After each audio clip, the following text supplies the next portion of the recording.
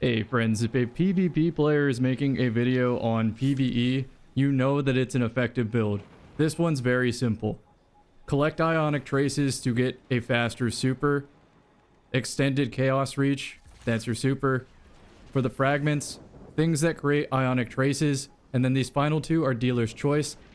If you know how to survive in PvE, which typically means killing the whole room by pre-spawning adds, then you can go for grenades to help you with that. Otherwise, I would go for survivability with Spark of Resistance, and then just a filler dealer's choice one, maybe Spark of Brilliance for the blinding explosion chaining. And then for the grenade, Flashbang, so you can obviously have blind to chain from. For the aspects, Ionic Sentry to pre-spawn adds, and then Electrostatic Mine to create more Ionic traces. For the melee, Chain Lightning because you have two of them, which jolts, which creates Ionic traces. Collect those, get the super, and you definitely need Heal Rift. Tempting to go Empowering Rift, but most of your boss damage is going to come from Chaos Reach. As for the weapons, you need a jolting weapon. I think this one's the best for the job. It is from Sparrow Racing League. Bolt Shot plus Jolting Feedback. You only need one of these two perks, though in my experience, Jolting Feedback has been more consistent than Bolt Shot. But you can just have both. You're not really killing adds with this weapon. You're just getting your super to wipe the room, or to get Ionic Traces to get grenades to wipe the room. This is just a support weapon. Arbalist is to rip thick shields. Otherwise, use Conditional Finality. And if you take this into Gambit, Izanagi's Burden. You could, of course, go Wither Horde to pre-spawn better, as well as stick a boss before you even start Chaos Reach. And then for your heavy weapon, dealer's choice here. But I do like Eager Edge to move around. That alert is for RuneScape, telling me I got 20 minutes until I get logged out.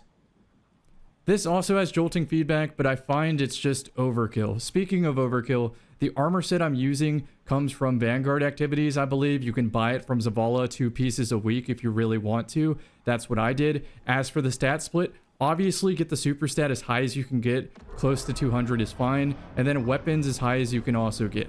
Everything else literally does not matter. But what this armor set bonus does is it makes extra Ionic traces, which means you get a faster super. I'm going to interrupt whatever the heck I was talking about to show you the armor mods as quick as I possibly can. On the helmet, things that give me super energy. However, it's dealer's choice. If you need ammo, go ammo mods. On the arm, I'm using Harmonic Loader to get to Bolt Shot faster, then Heavy Handed and Firepower so I can create an orb when I need healing, because on my boots, I have better already. On the chest, I do recommend going Concussive Dampener and Resist, but in this case, I'm going Charged Up so that when I collect Ionic Traces with the boot mod Elemental Charge, I get more armor charges, and then I expend those with Utility Kickstart to get my Rift more often. As I cast my Rift, Powerful Attraction collects orbs, which activate better already and heal me in a pinch. Then finally, an Arc Weapon Surge, so my auto rifle hits a little harder. And then Distribution Dynamo, so as I cast my Rift, I get more super energy. For the artifact, I'm using Limit Break, so my super hits harder. Particle Reconstruction, so my Arbalist does more. Gold from Lead for ammo.